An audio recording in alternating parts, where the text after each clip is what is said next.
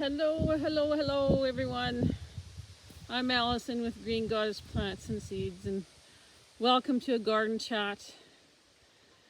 It's been a while since I've posted anything. We've just been so busy, but it's hard to believe the growing season is finally coming to an end. We've had a good run, but the wheel of the year keeps turning, and it's a lovely autumn day with the autumn equinox just a few days away. The garden is basically definitely at an end. A lot of things are finished. You know, the beets are finished, the carrots are finished, peas are done long time ago, the garlic is done, our corn is done, though we haven't actually pulled it out yet. So things are winding down. So yeah, it's been a good growing season, and so far this autumn we've been lucky. The weather's been cool, like our hot streak came to an end there a couple of weeks ago. We had some rain about a week ago, but it's been mostly dry. I'm thanking the weather angels for the frost-free nights so far. Thank you. We've been lucky in that way. We've had a couple of close calls, but so far no frost. But yeah, things are coming to an end. We still have cucumbers, we still have zucchini. Those are both slowing down though. Like the cucumbers, there's lots of little cucumbers coming on them, but it's taking longer for them to develop and grow. So everything's slowing down. The zucchini slowing down. So, I mean, it's not just temperature that kind of signals the plant to start shutting down. It's also day length. So, you know, by 7 o'clock the sun's down, so those shorter days are definitely signaling the plants it's time to pack her in. Our tomatoes are finally ripening nicely. I'm very happy. We'll go take a look at see what's happening in the tomato patch here. Okay, so this is sort of the main body of our tomato patch here. This is kind of where I planted the bulk of a lot of the sort of unique ones or interesting ones, and I am so happy. This first variety here, this is the German red strawberry. I'm gonna have to get on the other side here, and I am so impressed, so unbelievably impressed with the way these have grown.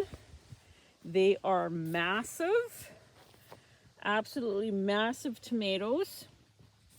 I don't know if you can just tell how big that is. I'm sure that's a 2-pounder. If not, then maybe 1.5 pounds, but it's massive. And so when I grew this one out this year, my goal was mainly just to use up the seed, to get it out of my seed box. The last time I grew these out, I grew them in my city garden in Saskatoon, and I was not impressed. I mean, the plants are tall and spindly. Well, they are kind of wispy anyway, but they were very sparse in their production, and what they did produce all ended up with blossom end rot. So for them to do this well here in the garden at the farm, you know, they've just kind of made me give them a second chance. These might actually make next year's grow out list, just because I'm quite impressed. Very impressed with that. Oh, and there's our Elsa. So yes, so German red strawberry, that might actually make the grow out list for next year. These ones are the crushed heart. So these ones are a Wild Boar Farms variety. They've been actually not bad. They've been producing pretty good. Like a lot of the antho-colored tomatoes, they do take a long time to ripen, but they are a nice tomato. I'm actually quite happy with them. This one here, this one is called Mikhalych. I'm not sure if I'm pronouncing that right. I could be wrong. I'll put the spelling down in the information section. But this is another one. It's been a few years since I grew this one out, and I was impressed with it before. but I'm even more impressed with it now. Look at the size. These are huge. And it's a beautiful tomato. Oh my God. It has an amazing flavor. It almost, you know, when you eat tomato soup, it tastes like tomato soup.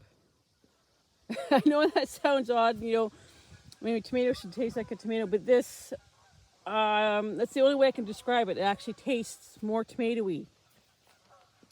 But the fruit are very large, and I have saved some seed, and I will be saving more seed from some of the bigger ones. This has definitely made my favorite list. I don't know if I'll grow it again next year, but it's a good chance that I will, because I am very impressed. Very impressed with that. Back over this way. Let's see what we got here. These are the Guernsey Island, and they will turn a striped red, a red and bronze color. These ones here are the green zebras, and they've been starting to ripen. Although they're hard to tell when they're ripe. You almost have to go by feel rather than look. Although they will take on a bit of a yellowish coloration to them when they're ripe. So, and then let's just go back over here.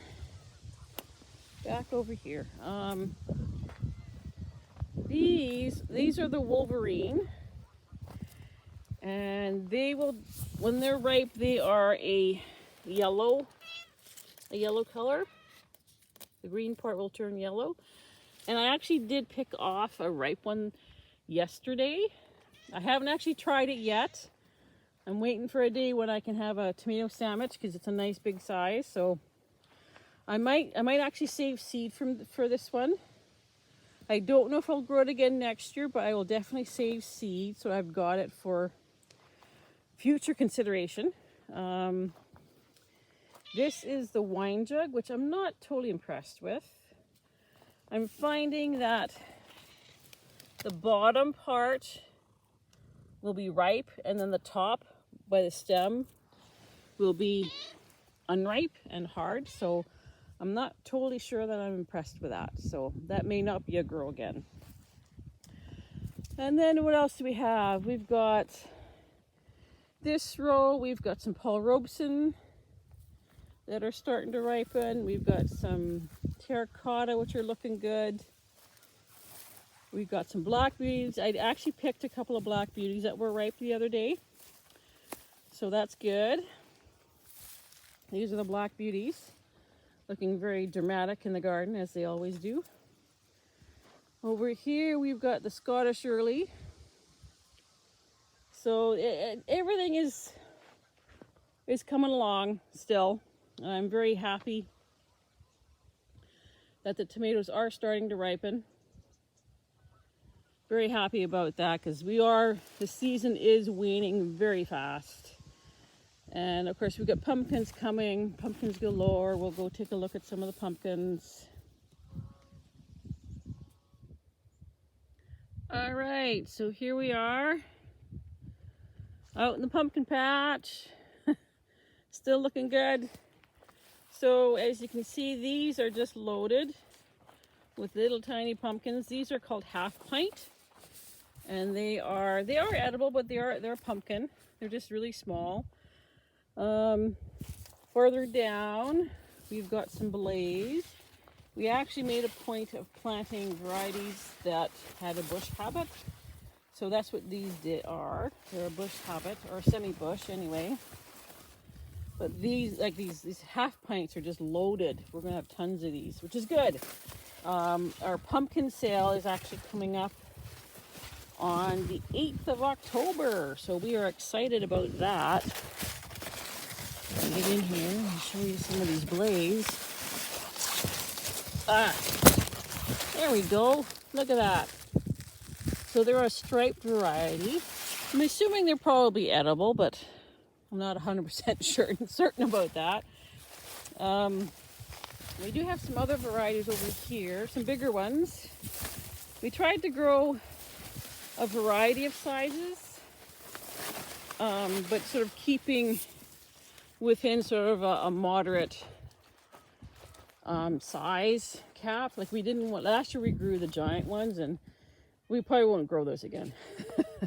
They're kind of fun and a unique novelty, but in the end, they're not a great seller because most people don't want the big ones. So we've got some in here. These are the magic lanterns. Fingers crossed that they ripen in time for the pumpkin sale. I am hoping that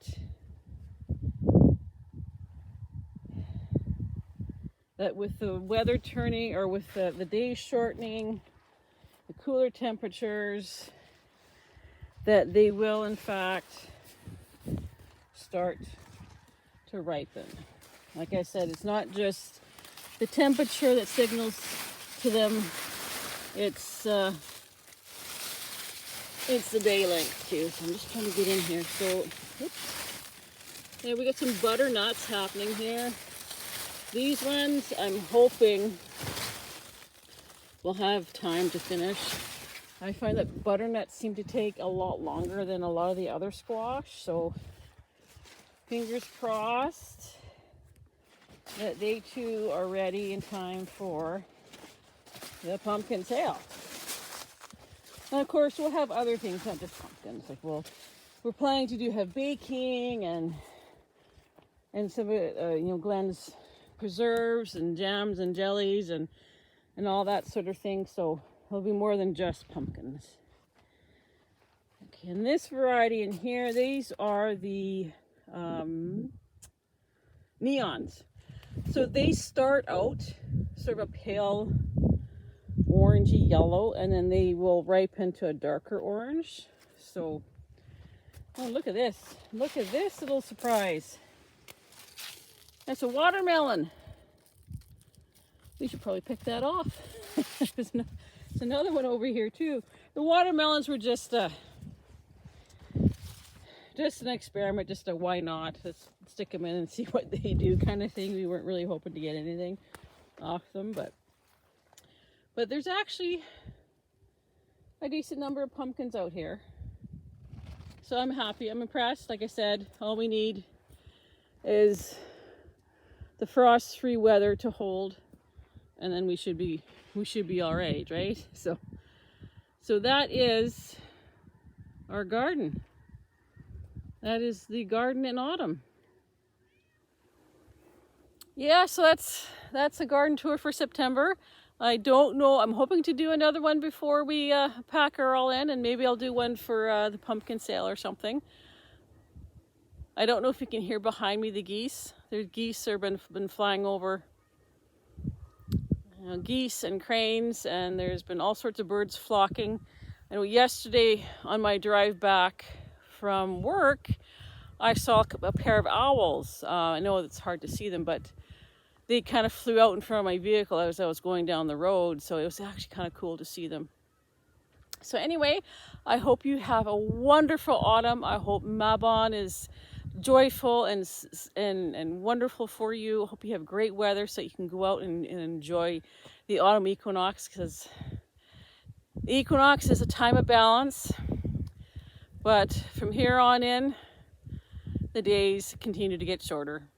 So much longer, shorter days, longer nights. Days will be getting cooler, even more so. So I'm just enjoying the dry weather. I'm enjoying the relatively warm weather that we've been having. So I hope you're having a great Friday and a happy weekend to you. And of course, once again, happy Mabon. Have a good day. Talk to you again later.